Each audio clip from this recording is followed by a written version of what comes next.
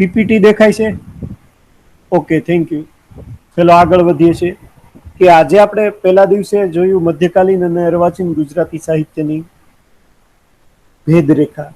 હવે આપણે અર્વાચીન ગુજરાતી સાહિત્યમાં તો આવી ગયા મધ્યકાલમાંથી, પણ એનું સૌથી પહેલું પગથિયું કયું છે તો કે સુધારક યુગ. જેણે એકદમ સુધારાનો સાર શરૂ કર્યો એવો સુધારક યુગ. અને એ સુધારક યુગ કેમ શરૂ થયો, એની શું વિશિષ્ટતાઓ હતી, એ સુધારક યુગ શરૂ થવા અથવા તો ટકી રહેવા પાછળના કયા કયા પરિબળો જવાબદાર હતા, એ વિશે આપણે વાત કરીશું. સુધારક યુગ વિશે નવલરામ એ પણ સુધારક યુગના જ વિવેચક છે. એ એવું કહે છે કે ઘણાને એકદમ જાણે થયું કે દેશમાં જ્ઞાનનો સૂર્ય ઉગવાની તૈયારીમાં છે. આખો પ્રાંત ઘણા જુગની ભર નિંદ્રામાંથી ચોંકીને જાગ્યો અને બહારું બહારું જોવા લાગ્યો. અહીંયા ભર નિંદ્રા એવું વાંચવું જેથી મને ખ્યાલ આવે કે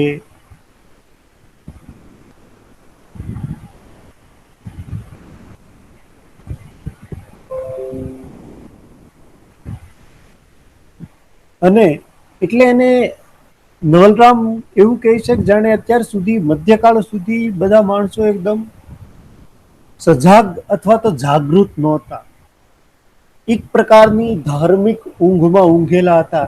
અને અચાનક અંગ્રેજો આવ્યા ને એનાથી પાસેથી આપણે બધું જીવન ધોરણ ને બધું જોયું, અને અચાનક જાણે આપણને જ્ઞાન લાગ્યું. ભર નિંદ્રા એટલે અજ્ઞાનની નિંદ્રામાં હતા, અને આ જ્ઞાનનો જાણે અંગ્રેજો આવતા જ્ઞાનનો સૂર્ય ઉગવાનો થયો. એટલે તો દલપતરામ જેવા શરૂઆતમાં એવું પણ કહે કે હરખ હવે તું હિન્દુસ્તાન. એટલે અંગ્રેજોના આવવાથી જાણે હરખ હોય એવું કહીને સુધારાની વાતો થાય છે.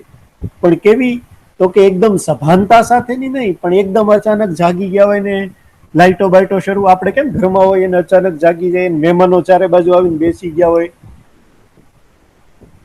અને આપણે જાગીએ અને આમ આપણને લાગે કે આપણે ક્યાં આવી ગયા, એના જેવું વર્તન હતું. એટલે પરિપક્વતા એટલી નહોતી, પણ નવલરામે આ વિધાન બરાબર કર્યું. આ આખા મુદ્દામાં આપણે આમ તો બે વાતો જોવાની છે, એક સુધારક યુગની વિશિષ્ટતાઓ અને એક સુધારક યુગના સાહિત્યના પ્રેરક પોષક પરિબળો. આ તમને પરીક્ષામાં બે વસ્તુ જુદી રીતે પૂછાઈ શકે જો પરીક્ષા લેવાય તો, નહીતર મોજ કરવાની. પરીક્ષા સંભવ નથી કે કદાચ હવે તમારી આ સેમેસ્ટરની ક્યારે લેવાશે ખબર નહીં. અત્યારે તો એવી વિચારણાઓ બધા રજૂઆતો કરી રહ્યા છે કે સેમેસ્ટર 5 અને 6 ની ભેગી પરીક્ષા લેવી, 3 અને 4 ની ભેગી લેવી, અથવા તો એક પરીક્ષા લેવીને બેયના માર્ક આપી દેવા. પણ જે થાય તે, અત્યારે આપણે આ બે વિશિષ્ટતાઓ અને આ બે મુદ્દામાં વિગતે જોશું. આમ તો આ પ્રેરક પોષક પરિબળો આપણે પહેલા જોઈ રહ્યા છીએ, એની પ્રસ્તાવના અથવા તો ભૂમિકા જે કંઈ તમે કહો એ જોઈએ તો સુધારક યુગને નર્મદ યુગ તરીકે પણ ઓળખવામાં આવે છે. એનું એક કારણ એ પણ છે કે આ યુગનો મુખ્ય સર્જક નર્મદ છે, જેણે એકદમ નવું નવું બધું લાવીને આપણી ભાષામાં આરોપિત કરી દીધું.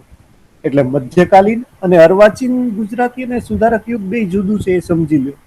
કેમ કે કેટલી વાર અર્વાચીન આવે છે, કેટલી વાર સુધારક આવે છે, એટલે તમે એ વસ્તુ પહેલા સ્પષ્ટ કરી દો. અર્વાચીન ગુજરાતી સાહિત્ય એટલે છેક દલપતરામની બાપાની પીપરથી લઈને આજ સુધી તમે જે ઘેર બેઠા બેઠા કવિતાઓ કંઈ લખો છો ત્યાં સુધીની સાહિત્ય એ અર્વાચીન સાહિત્ય કહેવાય. મધ્યકાલીન સાહિત્ય તમને ખ્યાલ છે કે તમે ભણીને આવ્યા એ સમયગાળો, પણ મધ્યકાલમાં કેમ નરસિંહ પૂર્વેનું, નરસિંહ પહેલાનું, પ્રાગ નરસિંહ યુગીન સાહિત્ય, નરસિંહ પછીનું જૈન સાહિત્ય ને એમ હતું, એમ અર્વાચીન ગુજરાતી સાહિત્યમાં પણ જુદા જુદા સમયે કેટલાક પરિવર્તનો આવ્યા, અને એ પરિવર્તનો ને જુદા જુદા યુગ તરીકે ઓળખવામાં આવ્યા. એમાં પહેલો યુગ એ સુધારક યુગ હતો, અને એ સુધારક યુગના કારણે એ સુધારક યુગે જાણે કે મોટાભાગે જે કામ કર્યું એ લક્ષ્યોને આધારે એ યુગોના નામ અપાયા. એટલે આ સમયના સાહિત્ય ઉપર સુધારાની બહુ મોટો પ્રભાવ હતો. એટલે એ યુગને સુધારક યુગ તરીકે ઓળખવામાં આવ્યો. બીજું, મધ્યકાળમાં જે કંઈ સાહિત્ય સ્વરૂપો હતા તમે ભણીને આવ્યા, આખ્યાન, પદ્ય, નાટક, આ પહેલા પણ આપણે પહેલાના મુદ્દામાં પણ વાત કરી કે પદ્ય, આખ્યાન, પદ્ય વાર્તા, એના બદલે અર્વાચીન એટલે કે સુધારક યુગમાં સાવ જુદા જ પ્રકારના વિષયો, સંવેદનો, કાવ્ય રીતિ, ગદ્ય લખાણો અને સાહિત્ય સ્વરૂપોની શરૂઆત થાય છે. મધ્યકાળમાં આખ્યાનો હતા તો અહીંયા ઉર્મી કાવ્ય ને એ બધું શરૂ થાય છે.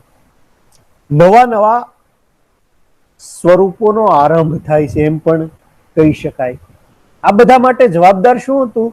તો કે જે તે સમયની રાજકીય, ધાર્મિક અને સાંસ્કૃતિક પરિસ્થિતિ આ માટે મુખ્ય કારણરૂપ ગણી શકાય. કે આવું કેમ થયું, સુધારક યુગ કેમ આવી ગયો મધ્યકાળમાંથી? તો કે એના માટે જે તે સમયની રાજકીય પરિસ્થિતિ જવાબદાર હતી. અંગ્રેજો આવ્યા એ પહેલા આપણી ઉપર મોગલ સલ્તનત હતી અને એ એટલે મધ્યકાલીન યુગમાં ધર્મનો પ્રભાવ વધુ છે. હવે એ પછીનો સુધારક યુગના પ્રેરક પોષક પરિબળોનો જોઈએ તો એનો પહેલો મુદ્દો છે અર્વાચીન ગુજરાતની અસ્મિતા. એટલે સુધારક યુગને પ્રેરક પોષક પરિબળ એ આ પણ એક રહ્યું છે કે એને પોતાની નવી નવી વસ્તુઓ, પોતાની મહત્તા એ સમજાવવા લાગી. મહિપતરામ નીલકંઠ ને દલપતરામ ને નર્મદા શંકર ને દુર્ગારામ મહેતાજી, કરશનદાસ મૂળજી, નંદશંકર, એ બધાને જાણે મધ્યયુગમાં અજ્ઞાન, અંધશ્રદ્ધા એ બધા દૂષણોની સામે એક નવી રીતે એને લડવાનું શરૂ કર્યું. ગુજરાતમાં આ અર્વાચીન યુગની અસ્મિતા સમૂહ એ બન્યું કે અંગ્રેજી સત્તાનું આગમન તો થયું, પણ સાથે સાથે 1857 પછી જે કંપનીના હાથમાં સરકાર હતી, ઈસ્ટ ઇન્ડિયા કંપની, તમે નામ સાંભળ્યું હશે, એ આખું ભારતની સત્તા સરકાર ચલાવતી હતી. એની પાસેથી એ સત્તા સીધી અંગ્રેજ બ્રિટિશ સલ્તનત પાસે, બ્રિટિશ સરકારના અંદરમાં જતી રહી. એક કંપનીના હાથમાંથી સત્તા એક સરકાર પાસે જતી રહી. એટલે સરકારે ધીમે ધીમે ગુજરાતમાં અનેક પ્રકારના ઉદ્યોગોની સ્થાપના ને એવું બધું ગુજરાતમાં જ નહીં આખા ભારતમાં શરૂ કર્યું. એનો એક ભાગ ગુજરાતમાં પણ આવ્યો અને એટલે નવા નવા મુદ્રણ યંત્રો આવ્યા, આગગાડી આવી, યુનિવર્સિટી કોલેજોની સ્થાપનાઓ થઈ અને ભાત ભાતની સગવડો ઊભી થઈ. એનું પરિણામ એ આવ્યું કે સામાજિક સંસ્થાઓ પણ આવી. કેટલી નવી સામાજિક સંસ્થાઓની શરૂઆત થઈ. દાખલા તરીકે થિયોસોફિકલ લોજ,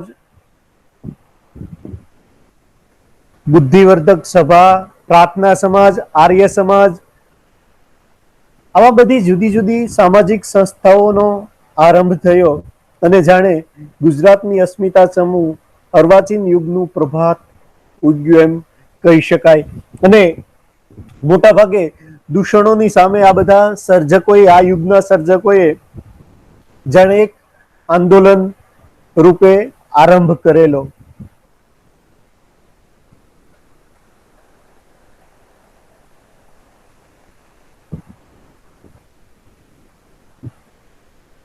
હું વચ્ચે જોઈ લઉં તમારી કોઈ કોમેન્ટ કેવું હોય તો કહેતા રહેજો, એટલે હું પાછો ત્યાં આવી જાઉં.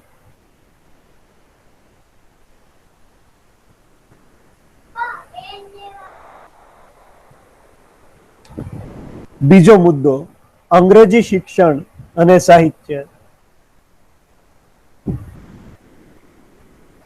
સુધારક યુગના પ્રેરક પોષક પરિબળમાં સૌથી મોટું પરિબળ એ અંગ્રેજી શિક્ષણ અને સાહિત્ય છે. અર્વાચીન સુધારક યુગને ઘડનારું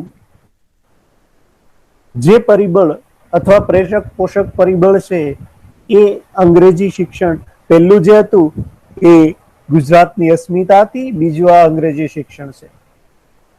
અંગ્રેજી શિક્ષણ લેવાથી અંગ્રેજના જીવન ધોરણ ને બધું જાણવા મળ્યું, અંગ્રેજી પ્રજાની જીવન રીતિ જાણવા મળી અને એટલે એ પ્રજાના સાહિત્યના સંપર્કમાં પણ આવવાનું થયું અને એનો પડઘો ગુજરાતી સાહિત્યમાં પડ્યો અને પરિણામે મધ્યકાળમાં જે સતત ધર્મથી રંગાયેલું સાહિત્ય હતું એનાથી ફંટાયેલું સાહિત્ય આવવા લાગ્યું.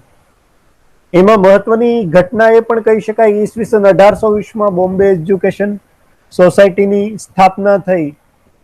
દલપતરામ અંગ્રેજી ભણ્યા નથી જાજુ, પણ એને ફાર્બસ જેવા મિત્રનો લાભ મળ્યો અને 1845માં પહેલી જુદા પ્રકારની કવિતા આપી, બાપાની પીપર નામની, જેને આખું મધ્યકાળથી અર્વાચીન સાહિત્યને જુદું પાડી આપ્યું.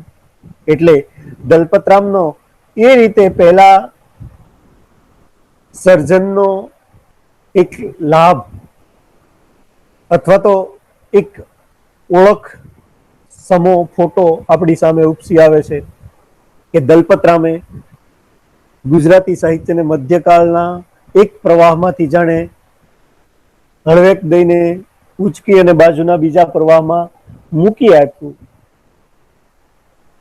અને ગુજરાતીમાં અંગ્રેજી જેવી જ ઉર્મી કવિતા સર્જવાનું કામ પણ દલપતરામ અને નર્મદ જેવા સર્જકોએ કર્યું,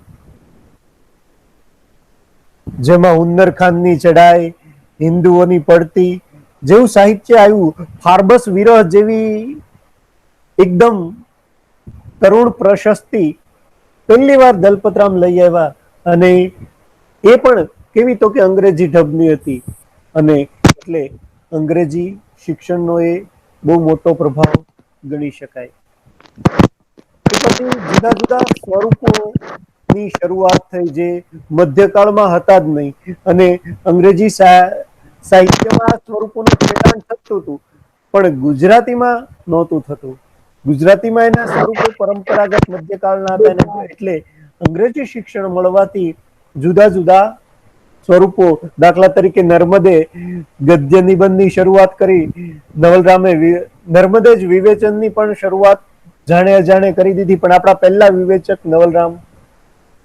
ચરિત્ર લખવાની શરૂઆત પણ થઈ, કોષ લખવાની શરૂઆત પણ નર્મદે કરી, સંશોધન સંપાદન કરવાની શરૂઆત પણ થઈ, વિવેચન બીજી વખત આવી ગયું, નવલકથા લખવાની કરણ ઘેલો જેવી નવલકથાથી શરૂઆત થઈ, નાટક લખવાની પણ શરૂઆત થઈ. એટલે આપણે ત્યાં નાટક, તમે એમ કહેશો કે નાટક તો આપણે ત્યાં ભવાઈ હતી, સંસ્કૃતમાં પણ નાટકો છે, તો આપણે કેમ એમ કહીએ કે અંગ્રેજી નાટકો આપણે ત્યાં આવ્યા? એવું થવું જોઈએ, તમને વિચાર આવવો જોઈએ. જો આવ્યો તો બરાબર છે. આપણે ત્યાં જે નાટકો હતા એ જુદા પ્રકારના હતા. અંગ્રેજીમાં નાટકો હતા એ જુદા હતા. સંસ્કૃતમાં નાટકમાં એક સહાયક હોય જે આવીને બધું સમજાવે. પછી ભવાઈમાં પેલો રંગલો છે એ અંગ્રેજી સ્વરૂપના નાટકોમાં નથી. આપણે ક્યારેક આ જ રૂપે નાટક પણ જોશું, ખબર નહીં ક્યારે તક મળશે. આ ટેકનોલોજી છે એ તો હું લિંક શેર કરી દઈશ, તમે જોઈ શકો. પણ એ રીતે નાટક પણ આવ્યા ને આપણે એ સ્વરૂપોના આ સ્વરૂપોની શરૂઆતો થઈ અને એ બધા સાહિત્યને કે સાહિત્યના વિકાસને લાભ શેનો મળ્યો?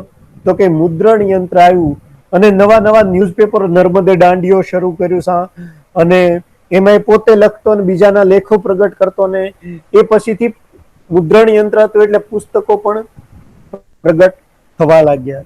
એટલે અંગ્રેજી શિક્ષણ અને સાહિત્યનો એ પણ પ્રભાવ મળ્યો. અંગ્રેજી પુસ્તકો જોયા, અંગ્રેજી ન્યૂઝપેપરો જોયા અને આપણને એમ થયું કે આવું તો ગુજરાતીમાં પણ હોવું જોઈએ અને એ બધું થવા લાગ્યું.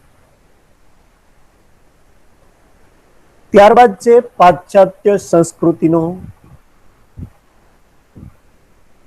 ફાળો સુધારક યુગને ઘડવામાં. એનો ફાળો કેમ? તો એ પણ અંગ્રેજોની સાથે જ આવી છે. એ એની સંસ્કૃતિ હતી. અને એની સાથે દરેક માણસ જ્યાં જાય ત્યાં તમે જોતા હશો કે કોઈ ગુજરાતી અમેરિકામાં જઈને અથાણું બનાવે, અહીંથી ઢગલાબંધ લઈ જાય, ત્યાં જઈને ગુજરાતી વાનગીઓ બનાવે, રોટલા બનાવે, આ બધું એટલે પોતાની સંસ્કૃતિ, પોતાના જીવન ધોરણ. તમે નીતા અંબાણીને જોશો, ગુજરાતી તહેવાર હોય અથવા લગ્ન પ્રસંગ કેવું હોય ત્યારે આપણા સાંસ્કૃતિક પરિવેશમાં સજ્જ થઈને પ્રગટ થાય. એટલે દરેક અંગ્રેજો પણ પોતાની સંસ્કૃતિ પોતાની સાથે લઈને ભારતમાં આવ્યા હતા. એ સંસ્કૃતિ આપણે જોઈ, એનું જીવન ધોરણ જોયું, એની સંસ્કૃતિ, એની રહેણી કહેણી, એ બધું જોયું અને એને પણ એક પ્રભાવ પાડ્યો કે સુધારો કેવો હોય, કેવી રીતે જીવવું જોઈએ, કેવી કેવી આપણી પાસે ખોટી માહિતીઓ છે, એ બધાના કારણે પેલા શરૂમાં તો અંગ્રેજોના જીવન ધોરણને એની સંસ્કૃતિનો ખૂબ આપણે વિરોધ કર્યો, પણ પછી ધીમે ધીમે આપણે એની એ વાતો સ્વીકારતા થયા અને આપણે ભૌતિક સુખ સગવડો, આપણે ભૌતિક સુખ સગવડોમાં આપણી પ્રજા મધ્યકાળમાં નહોતી માનતી, આધ્યાત્મિક શાંતિમાં માનતી પ્રજા હતી. આપણે જે અંગ્રેજો આવતા આપણે ભૌતિક સગવડોમાં માનતા થયા. અને ભારતીય સંસ્કૃતિ અને ધર્મ પાશ્ચાત્ય ધર્મ સંસ્કૃતિથી એટલા જુદા છે કે ભારતીય સંસ્કૃતિ એ અંદરની વાતો કરે છે, જ્યારે પાશ્ચાત્ય સંસ્કૃતિ એ બહારના જગતની વાતો કરે છે. આ સૌથી મોટો દેખીતો ભેદ છે. એટલે અંગ્રેજો આવ્યા, કેટલું બધું ઘર્ષણ પણ થયું એના જીવન ધોરણ એની સંસ્કૃતિઓ સાથે. પેલા પાદરીઓ પણ આવ્યા. પાદરીઓ એટલે સેન્ટ આન્સ ને આન તેન સ્કૂલોમાં તમે જાઓ તો ત્યાં જે પાદરીઓ છે એ અંગ્રેજોની સાથે આવેલી એક પ્રજાતિ છે. આપણે એનો વિરોધ નથી, પણ એ લોકો આવ્યા એકદમ સૌમ્ય, એકદમ સહન શક્તિ વાળા, જે કઈ વિરોધ આવે સાંભળે, સહન કરે અને તોય પોતાના ધર્મની, ક્રિશ્ચન ધર્મની વાતો કરે જાય ને એની સારી સારી વાતો એ રજૂ કરે. અને જે ગરીબ પ્રજા હતી એને ધર્મ પરિવર્તનની પ્રવૃત્તિઓ પણ એ પાદરીઓએ ધીમે ધીમે શરૂ કરી. જો ધર્મ પરિવર્તન કરે તો અમુક પ્રકારની સહાયો આપવાની, અથવા તો જે ભારતીયતામાં ઊંચ નીચના ભેદભાવો હતા એમાંથી મુક્તિ મળતી હતી, એટલા વટાળ પ્રવૃત્તિઓ પણ ચાલી પાદરીઓના અને અંગ્રેજી સંસ્કૃતિ આવવાથી. એટલે આપણે ત્યાં એક ક્રિશ્ચન ધર્મ શરૂ થયો એમ કહી શકાય, જે ખરેખર ભારતીય પ્રજામાં અંગ્રેજો આવ્યા પહેલા એવો કોઈ ધર્મ હતો નહીં.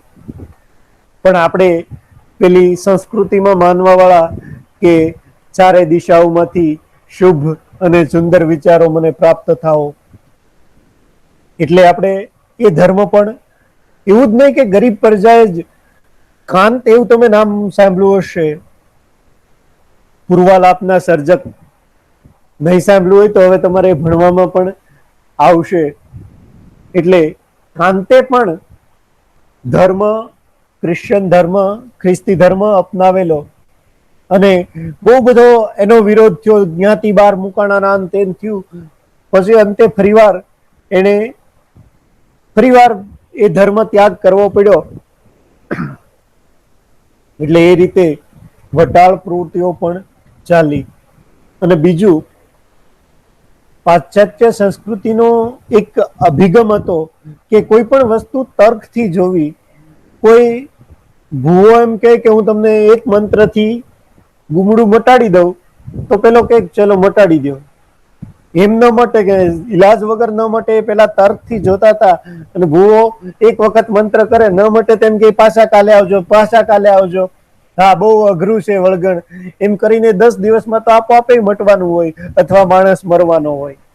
એટલે આવી બધી આપણી અંધશ્રદ્ધાઓ, કુરૂઢીઓ એટલે એવી આપણી રૂઢિઓ હતી કે 60 વર્ષનો વરરાજો હોય અને 5 વર્ષની 7 વર્ષની કન્યા હોય, એના લગ્ન થતા હોય અને વરરાજો મરી જાય તો પેલી એ પાછળ સતી થવાનું. આ બધા આ બધી કુરૂઢીઓ હતી એટલે જનાવરની જાન જેવું કાવ્ય પણ આવ્યું આપણે ત્યાં. આ બધી કુરૂઢીઓ સામે બળવો કરતા પાશ્ચાત્ય સંસ્કૃતિએ શીખવું, કેમ કે એમાં હતું કે જો પોતાના ઉપરી અધિકારી અંગ્રેજ સારો ન હોય તો એને એની નીચેનો અધિકારી પણ કહી શકતો કે આ તમે બરાબર નથી કહી રહ્યા. એટલે એ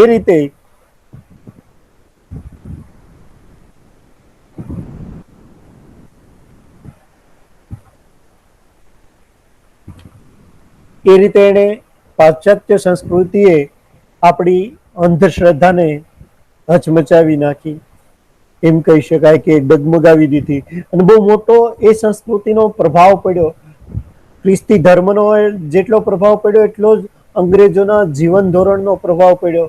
એ જે રીતે જીવતા હતા એને ભૂત પ્રેત કઈ વળગતું નહોતું. એ કોઈ ભારતીય પેલા નીતિ નિયમો પાળતા નહોતા તો પણ એને કઈ થતું નહોતું. તો આપણી પ્રજાને એમ થયું કે આને કઈ નથી થતું તો આપણને થાય છે. એનો મતલબ કે આ બધી આપણી એક ખોટી માન્યતાઓ છે.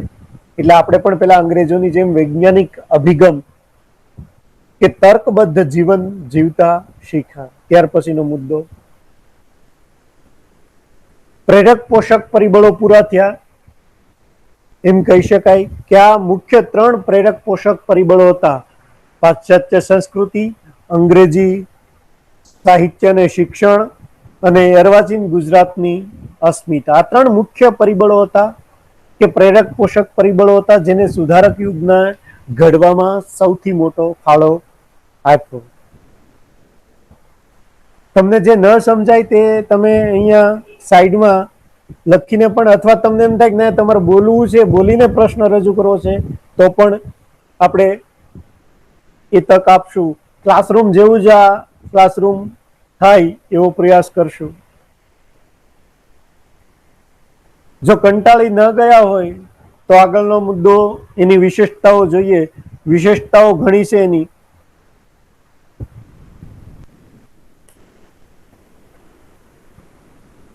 પાંચેક વિશેષતાઓ છે.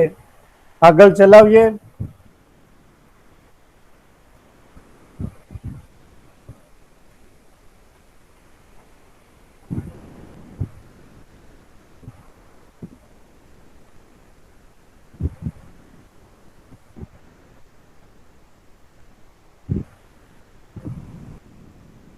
ઓકે, આગળ કન્ટિન્યુ કરી દઈએ છીએ કે જેથી કરીને આ એક મુદ્દો આખો યુનિટ પૂરો થાય. યુનિટનો મુદ્દો પૂરો થાય. યુનિટ તો નહીં પણ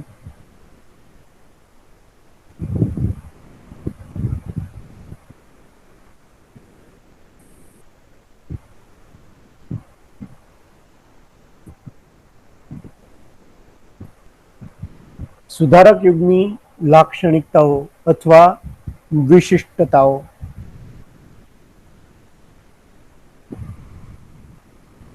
તમે એમાં શરૂઆતનું લખાણ વાંચવામાં અર્વાચીન ગુજરાતી સાહિત્ય પ્રજાતિ ચેતનાના નવોદયના કારણે સર્જાયું. એક ચેતના પ્રજામાં સ્વયં જાગૃત થઈને એના કારણે અર્વાચીન સાહિત્ય સર્જાયું.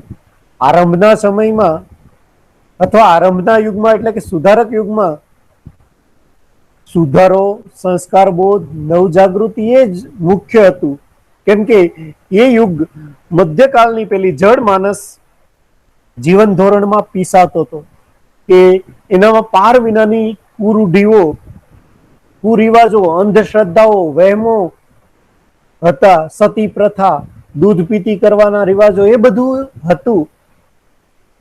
એટલે એ સમયના સાહિત્યમાં મોટાભાગે આવો સંસ્કાર બોધ અથવા સુધારો અથવા નવજાગૃતિ ની વાતો જ થઈ. અને આ યુગના એટલે કે સુધારક યુગના જે મુખ્ય સાહિત્યકારો છે તે દલપતરામ અને નર્મદ. અને નર્મદ એ સૌથી મોટો સુધારક યુગનો સાહિત્યકાર ગણી શકાય, જેને યા હોમ કરીને પડો ફતેહ સે આગે એવું કહીને જાણે એ સુધારક માટે નીકળી પડ્યો. અને એને જે દાંડિયો જેવું સામયિક કાઢ્યું એનું નામ પણ કેવું રાખ્યું તો કે દાંડિયો. એટલે પેલા ઢોળ ઉપર પીટેવાનો જે દાંડિયો છે, દાંડિયો પીટી પીટીને લોકોને જાગૃત કરી શકાય એટલા માટે એને દાંડિયો રાખ્યો. હવે આનું એક પછી એક મુદ્દા જોઈએ તો પહેલી વિશિષ્ટતા છે સુધારક યુગના, આ બધી સાહિત્યની વિશિષ્ટતાઓ છે, યાદ રાખજો, કોઈ સમયની નહીં, પણ એ પણ ગુજરાતી સાહિત્યના આ યુગની, કે સંચાર સુધારો. એટલે જેમ મધ્યકાળમાં બધા કવિઓ નરસિંહ મહેતા હોય કે મીરાબાઈ હોય કે એ બધા ભક્તો હતા, એમ સુધારક યુગના બધા સાહિત્યકારો એ લગભગ સુધારકો હતા. કોઈ સાહિત્યકારો નહોતા, પ્યોર સાહિત્યકારો, સર્જકો નહોતા, કે જેને કેવળ સર્જન કરવું છે એવું ધ્યેય નહોતું. એનું ધ્યેય સમાજ સુધારો કરવાનું હતું, અને એ નિમિત્તે એને પણ સાહિત્ય સર્જ્યું. પણ પેલા મધ્યકાળના સર્જકો કરતા આ સર્જકોમાં એટલો ભેદ છે કે આ સર્જકોને એ પણ ખબર હતી કે કવિતા લખે છે, સુધારા માટે કવિતા લખે છે. મધ્યકાળના સર્જકને એ ખબર નહોતી કે કવિતા કરે છે, ભક્તિ કરે છે, એટલી એને ખબર હતી. એટલે એમ પણ કહી શકાય કે આ યુગનું સઘળું સાહિત્ય એ સુધારાના પ્રચારાર્થે હતું, એટલે કે સુધારો ફેલાવવા માટે હતું. એટલે કે સમાજ સુધારો શેનો તો કે સમાજ સુધારો એ મહત્વનું હતું. જો પેલું વિધાન આગળ કર્યું એ ફરીવાર આવી ગયું છે કે મધ્યયુગના લગભગ સર્વ કવિઓ ભક્તો સંતો હતા, તેમ સુધારક યુગના સર્વ સાહિત્યકારો સુધારકો હતા. સુધારાનું ગૌરવગાન એ યુગનો કેન્દ્રીય સૂર છે. ગૌરવગાન એટલે સુધારાની જ વાત કરવી, કોઈ પણ રીતે, કોઈ પણ કવિતા હોય એમાં કોઈને કોઈ રીતે સુધારાની વાત ગુજાડી દેવી, એ જાણે આ યુગની વિશિષ્ટતા હતી. દાખલા તરીકે દલપતરામની એક કવિતા છે, એ હું તમને સંભળાવું. મુસલમાન ને હિન્દુ સુણો મુજ દેશી સમજતો, કહીએ કાળો નાગ ચીન વિલાયત રસ્તો, તેનું કરો નેત્રું રવૈયો બોટ બનાવો, સાગર મંથન કરી ફરી લક્ષ્મી ઉપજાવો. એટલે કે વિદેશમાંનો જે રસ્તો છે એ જાણે કે એક નાગ છે, જે જશે એને ગળી જશે. અથવા તો તમે ભણીને આવ્યા છો, ઊંટ કહ્યા સભામાં વાંકા આંગવાળા પશુ ને પક્ષી. અથવા તમે પેલું શરણાઈ વાળો ભણીને આવ્યા હશો, 7 વર્ષ સુધી શીખી રાગ રાગીણી વગાડવામાં વખણાયો છે, એકને જ જાચું એવી ટેક ચેક રાખી, એક શેઠને રીઝવવાને મંડાયો છે. એ કવિતા પણ શું છે તો કે પેલા લોભીઓની જે લોભિયાપણું હતું એની એક વાત રજૂ કરતું દલપતરામનું કાવ્ય હતું. એવા દલપતરામના આવા ઘણા સર્જનો મળી જ રહે. એ જ રીતે નર્મદના પણ એવા સર્જનો મળી રહે કે જેમાં મોટા ભાગે સુધારાનું જ ગૌરવગાન થયું હોય, સુધારાની જ વાત થઈ હોય. એ નર્મદની ભાષા અથવા તો કહેવાની રીત જુદી છે, દલપતરામ કરતા જુદી છે. એમ કે સૌ ચલો જીતવા જંગ બ્યુગલો વાગે, યા હોમ કરીને પડો ફતેહ સે આગે. એટલે એ જાણે સુધારો એ એક પ્રકારનું યુદ્ધ ગણે છે. નર્મદ યુદ્ધમાં જેમ નીકળી પડવાનું છે, એમ સુધારો કરવા પણ નીકળી પડવાનું છે. એ નર્મદની વાત છે. આ હતો પહેલો મુદ્દો. હવે બીજો મુદ્દો, નવપ્રસ્થાન. આ યુગની આપણે એક લાક્ષણિકતા છે કે આ યુગમાં અનેક નવપ્રસ્થાનો થયા, અનેક નવી નવી વસ્તુઓ, સાહિત્ય સંદર્ભે નવી નવી વસ્તુઓ શરૂ થઈ. ગદ્યનો જાણે આ યુગમાં આવિષ્કાર એટલે આરંભ થયો. આ પેલા કોઈ પણ રીતે ગદ્ય હતું જ નહીં. એમાં 3 સર્જકો મુખ્ય છે કે જેણે નવી નવી શરૂઆતો કરી. દાખલા તરીકે નર્મદે ઉર્મી કવિતા જેવી અંગ્રેજી ઢબની કવિતાઓનું નવપ્રસ્થાન કર્યું, ગદ્ય નિબંધનું નવપ્રસ્થાન કર્યું, કોષ સાહિત્યમાં એને શરૂઆત કરી, ચરિત્ર લખવાની એને શરૂઆત કરી, આત્મકથા લખવાની એને શરૂઆત કરી. આત્મકથા કદાચ એમાં રહી ગયું છે. એટલે નર્મદે આવી જુદી જુદી શરૂઆતો કરી તો નંદશંકર મહેતાએ નવલકથા કરણ ઘેલો જેવી આપીને ગુજરાતી નવલકથાના પ્રથમ પગલા માંડ્યા. તો નવલરામે વિવેચનની શરૂઆત કરી અને દલપતરામે નાટકના સાહિત્ય સ્વરૂપોની શરૂઆત કરી. આ બધા સાહિત્ય સ્વરૂપો એ અંગ્રેજી પ્રભાવ તળે અથવા અંગ્રેજી સાહિત્ય થકી આપણે ત્યાં આવેલા સાહિત્ય સ્વરૂપો હતા. એટલે આ બધા મધ્યકાળમાં આ સ્વરૂપો નહોતા.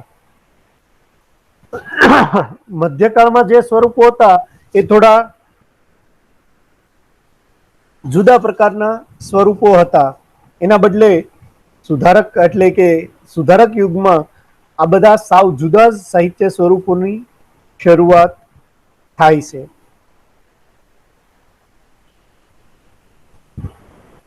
મધ્યકાળમાં આપણે આગળ વાત થઈ હતી એમ મોટા ભાગે સાહિત્ય કેવું હતું તો કે પરલક્ષી. પ્રેમની વાત કરવી હોય તો કે રાધા કૃષ્ણ નિમિત્તે, કોઈ બીજી વાત ભક્તિની કરવી હોય તો પણ કોઈ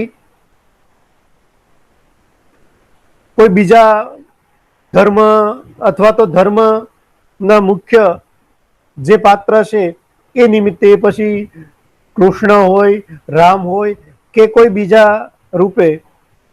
એટલે ભાલણ જેવો પેલો બાળ કવિતાઓ લખે છે તો પણ એમાં રામને નિમિત્ત બનાવે. એટલે એ પરલક્ષી કવિતા હતી. જ્યારે સુધારક યુગમાં સાહિત્ય આત્મલક્ષી બન્યું, પરલક્ષી બન્યું અને પાત્રલક્ષી પણ બન્યું. એટલે કે નાટક આવ્યું એટલે પાત્રલક્ષી, મિથ્યાભિમાન આવ્યું તો એ પાત્રલક્ષી બન્યું. એટલે એ રીતે એક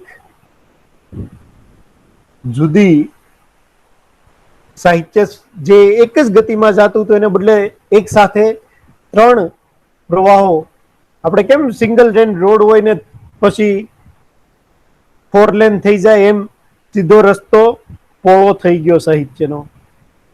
એટલે અને મોટા ભાગે મધ્યકાળના જે સાહિત્ય સ્વરૂપો હતા એમાં ખેડાણ અટકી પડે છે. એટલે કે સાઈડ ઉપર રહી જાય છે, બાજુમાં સરી પડે છે અને આ નવા સાહિત્ય સ્વરૂપો ઉપર જ લખાણો શરૂ થાય છે. મધ્યકાળમાં મોટા ભાગે જે કંઈ વૃત્તો એટલે છંદો હતા એ દેશીઓ હતા. એને બદલે ફરીવાર આપણે ત્યાં સંસ્કૃતમાંથી અક્ષરમેળ અને માત્રામેળ છંદો લઈ આવવામાં આવે છે અને એની વાત એના થકી કવિતાઓ સર્જવામાં આવે છે. આ જુદા જુદા 9 પ્રસ્થાનો હતા. આ પણ એક સુધારક યુગની ખાસ વિશિષ્ટતા ગણી શકાય. આખું તમને લેખિત સ્વરૂપે કદાચ મટીરિયલ તો મેં આપ્યું છે, મને યાદ નથી, ગૂગલ ક્લાસરૂમમાં મૂક્યું હતું આપણે, તમે ત્યાંથી લીધું કે નહીં મને નથી ખબર. પણ ફરીવાર જ્યારે માઇક્રોસોફ્ટ ટીમમાં જોડાવાનું થશે ત્યારે ત્યાં પણ આ આપણે અપલોડ કરીશું. પીપીટી અપલોડ કરીશું, પીડીએફ પણ અપલોડ કરીશું. ત્રીજો મુદ્દો અથવા કેટલામો ક્રમ છે એ મને ખબર નથી, પણ એ પછીનો મુદ્દો આ પણ એક વિશિષ્ટતા અથવા લાક્ષણિકતા કહી શકાય સુધારક યુગની, કે એ યુગમાં કાવ્ય શાસ્ત્ર એ બધાની વાતો પણ થવા લાગી. આગળ જે કીધા એ સ્વરૂપો સર્જનાત્મક સ્વરૂપો હતા, પણ આ યુગમાં કેટલાક આવા પિંગળ શાસ્ત્રની પણ શરૂઆત થઈ, ગ્રંથાવલોકનની પણ શરૂઆત થઈ અને કાવ્યનું શાસ્ત્ર. મધ્યકાળમાં મીરાબાઈ કવિતા લખતા હતા, એની પાસે કોઈ શાસ્ત્ર સામે નહોતું કે કયા સ્વરૂપમાં હું લખું છું. એ તો બસ ભક્તિના સ્વરૂપ, ભક્તિનું રૂપ એને મળી જાય એના સર્જનને એટલું પૂરતું હતું. પણ અહીંયા શાસ્ત્રો આવ્યા. પેલા અંગ્રેજો પાસે જે શાસ્ત્રો હતા સર્જનના અને એના વિવેચનના, એ શાસ્ત્રો આવ્યા. સંસ્કૃત ને એની પાસે અંગ્રેજોનું પિંગળ શાસ્ત્ર હતું, એ ગુજરાતીમાં નહોતું આવી શકે એમ. એટલે આપણે સંસ્કૃતમાંથી જે કઈ વૃત્ત હતા એને ગુજરાતી પિંગળ, ગુજરાતી છંદો તરીકે અવતરણ કર્યા. વિવેચનનું એક શાસ્ત્ર આવ્યું. ગમે તે વસ્તુ લખી દેવી એ વિવેચન નથી. દાખલા તરીકે તમે કોઈ ફિલ્મ જોઈને બહાર નીકળો છો ને કોઈ પૂછે કેવું છે, તો તમે એની કથા કહી દો. એ વિવેચન નથી. એ સમય એ સ્થાને તમે પુસ્તક પણ મૂકી શકો કે તમે કોઈ પુસ્તક વાંચ્યું છે ને કોઈ તમને પૂછે કેવું છે, જો તમે એમ કહી દો કે બહુ સારું છે, એમાં આ કથા છે ને એમાં સર્જક એકાદી આ ભૂલ કરી પાત્રની, એનું વિવેચન નથી. પેલા એવું થતું હતું, પણ અહીંયા આયોજનબદ્ધ વિવેચનો થયા. કેટલીક વિવેચનની પરિભાષાઓ પણ સાથે સાથે આવી. શબ્દકોશની નર્મકોશથી નર્મદે શરૂઆત કરી કે આપણા ભાષાનો એક શબ્દકોશ પણ હોવો જોઈએ. પછી તો ભગવત ગોમંડળ ને સાર્થ જોડણી કોશ ને બધું આવ્યું. એટલે પિંગળ શાસ્ત્ર, શબ્દકોશ એ બધું આવ્યું. સાથે સાથે ભાષા વિજ્ઞાનની પણ શરૂઆત થઈ. ગુજરાતી ભાષાનો ઇતિહાસ પણ બતાવવામાં આવ્યો કે ગુજરાતી ભાષા ક્યાંથી શરૂ થઈ, ક્યાં વિકસી, કઈ રીતે ફરતી ફરતી ગુજરાતી નો જન્મ થયો, ક્યાંથી છે, આપણું જોડાણ કઈ કઈ ભાષાઓ છે, ઇન્ડો યુરોપિયન ભાષાઓ સાથે છે, એ બધું સંશોધનો અને એનું એક ક્ષેત્ર ખુલી આપ્યું. એટલે આ બધા શાસ્ત્ર જે તત્વની ચર્ચા કરે છે, એ શાસ્ત્ર એની શરૂઆતો પણ સુધારક યુગમાં થઈ. એટલે એ પણ એની એક વિશિષ્ટતા અથવા લાક્ષણિકતા ગણી શકાય સુધારક યુગની. ત્યારબાદનો મુદ્દો બૌદ્ધિક અભિગમ. મધ્યકાલીન સાહિત્ય શ્રદ્ધા આધારિત હતું, જ્યારે સુધારક યુગીન સાહિત્યના અભિગમમાં બુદ્ધિ કે તર્કનું ઉમેરણ થાય છે. દાખલા તરીકે મધ્યકાળમાં જે કંઈ સાહિત્ય હતું એ ભક્તિ નિમિત્તે હતું. એટલે ભક્તિ અને શ્રદ્ધા હોય ત્યાં તર્ક ન હોય. કોઈ કોઈ સાધુ, કોઈ એના ગુરુને બહુ માનતું હોય, કોઈ એના સાધુને બહુ માનતું હોય કે જે કઈ એ બ્રહ્મ, પણ બીજો માણસ એ બિલકુલ ન પણ માનતો, એ તર્કથી વિચારે કે જે કહે છે જો થાય તો હું માનું. એટલે એ રીતે મધ્યકાળમાં જે હતું એ શ્રદ્ધા આધારિત હતું, જ્યારે અર્વાચીન યુગમાં એનાથી જુદી વસ્તુ આવે છે. તર્કથી પણ જોવામાં આવે છે કે સાવ એમ જ કોઈ વસ્તુ નહીં સ્વીકારી લેવામાં આવે. એટલે સાહિત્યમાં બૌદ્ધિક અભિગમ ઉમેરાય છે, બુદ્ધિ કે તર્કનું ઉમેરણ થાય છે. અને આ બુદ્ધિ અને તર્કથી જ જાણે અંધશ્રદ્ધા, કુરૂઢિ, અંધમાન્યતા, વહેમ, અજ્ઞાન એ બધા ઉપર એક પ્રકારના પ્રહારો શરૂ થાય છે કે નર્મદ જેવા વિધવા પુનઃ વિવાહ ઉપર પ્રતિબંધ હતો એ વખતે મેં કીધું એમ કે 60 વર્ષના વરરાજારે 10 વર્ષની કન્યાને પરણાવી હોય અને પેલો 60 વર્ષનો બુઢો મૃત્યુ પામે, એટલે પેલી એ પછીથી એ લગ્ન ન કરી શકે. એને આખું જીવન વિધવા રીતે ગુજારવાનું. એટલે પેલા બુદ્ધિ તર્કથી કહેવામાં આવ્યું. શ્રદ્ધા તો એવી હતી કે ફરીવાર લગ્ન કરે તો એનો પતિ, પેલો પતિ પણ એના કારણે મેરો, એવું એક ધારણા હતી. પણ એને નકારવામાં આવી આ બુદ્ધિ તર્કથી કે એ તો એની ઉંમર થઈ હોય એટલે મેરો હોય, અથવા કોઈ બીમારીથી મેરો હોય, પણ એના માટે આ સ્ત્રી ગુનેગાર નથી. એટલે એને પુનઃ વિવાહ, એટલે નર્મદે એનો રાગ આલેપો, અને એટલું જ નહીં, એને વિધવા સાથે લગ્નને કરીને બતાવ્યા. એટલે આવી અંધશ્રદ્ધાઓ, કુરૂઢિઓ એની ઉપર નર્મદને પણ ઘણું બધું સહન કરવું પડ્યું, પણ એ બધું એને કર્યું. દેશ દુનિયાના ધર્મ, એટલે આપણો જ નહીં પણ ક્રિશ્ચન ધર્મ ને એ બધા ધર્મો વિશે પણ ચિંતન થવા લાગ્યું.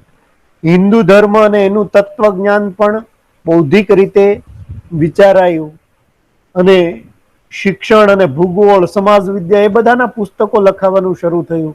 એટલે જેમ જેમ આ બધું થતું ગયું એમ બૌદ્ધિક અભિગમ વધતો ગયો. ત્યાર પછીનો મુદ્દો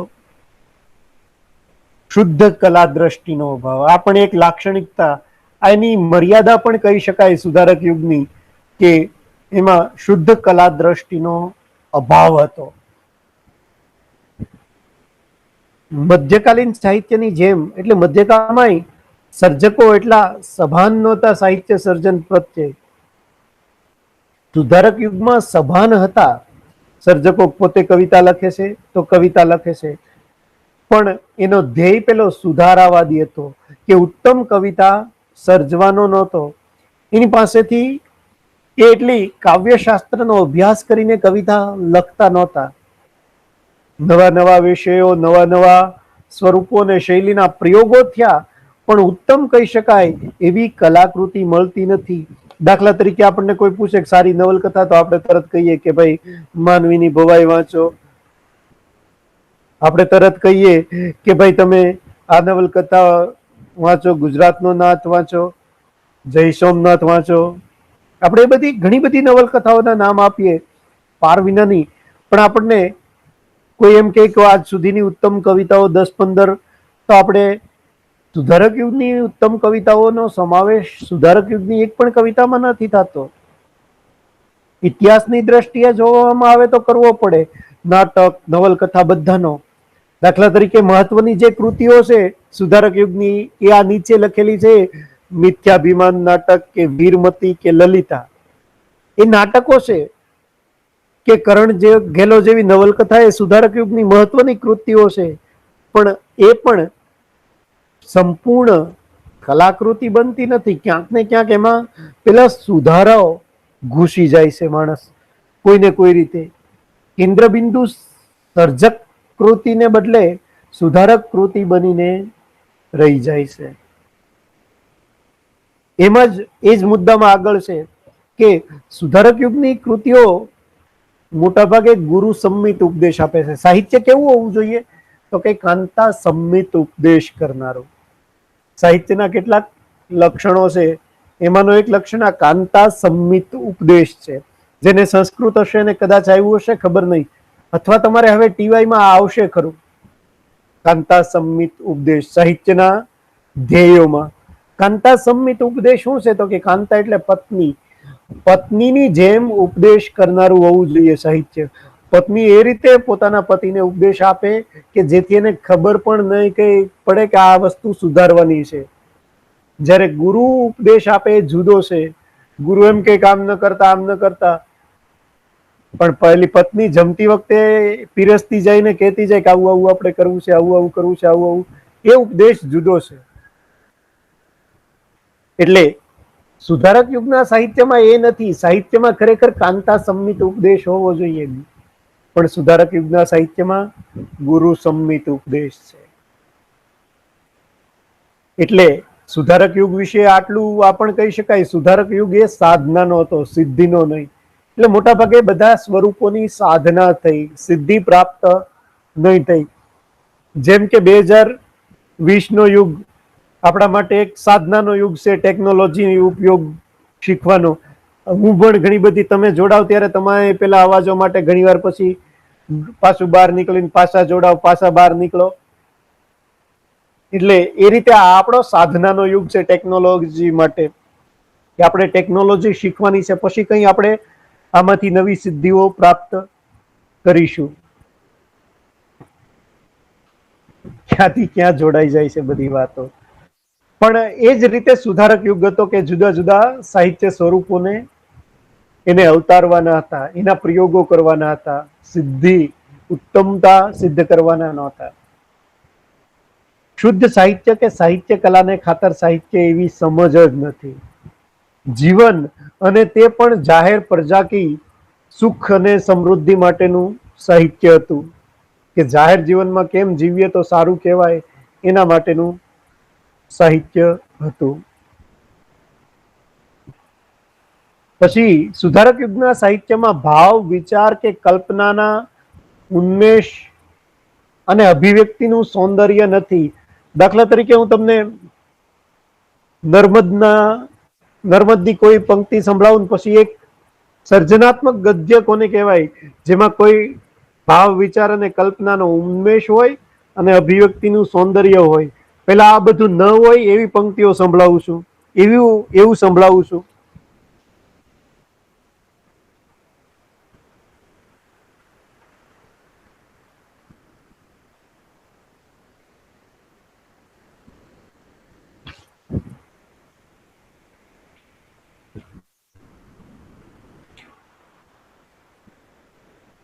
વૃક્ષાદિને એ હરખથી નમી સ્વસ્તિ શબ્દો પુકાર્યા. આ એક પંક્તિ હતી. જ્યારે બીજી તરફ તમે સર્જનાત્મક ગદ્ય જુઓ તો એ સુરેશ જોશીને હું તમને એકાદી પંક્તિ એના નિબંધોની સંભળાવું કે જે તમને ખ્યાલ આપશે કે એના નિબંધોમાં કેવી સર્જકતા છે. સર્જનાત્મક ગદ્ય કોને કહેવાય?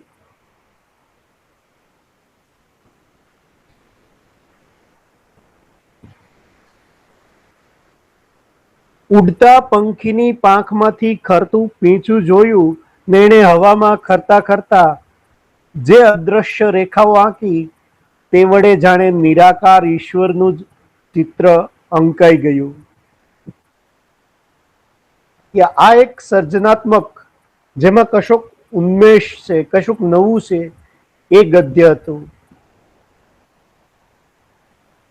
ત્યારબાદનો મુદ્દો રસ, ધ્વનિ અને પ્રતિકાત્મકતાનો ભાગ્યે જ ખ્યાલ છે સુધારક યુગના સર્જકોને.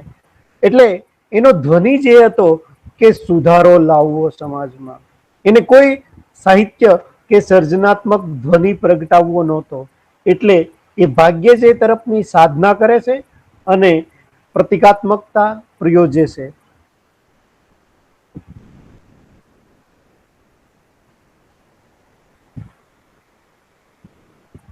એટલું જરૂર કહી શકાય કે સુધારક યુગ પંડિત યુગની પ્રતિભા માટે ભૂમિકા તૈયાર કરી આપે છે.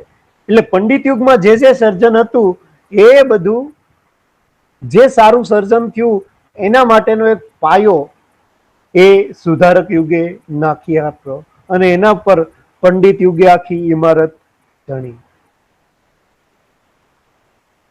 ઉપસંહાર તમારે જાતે લખી લેવાનો છે.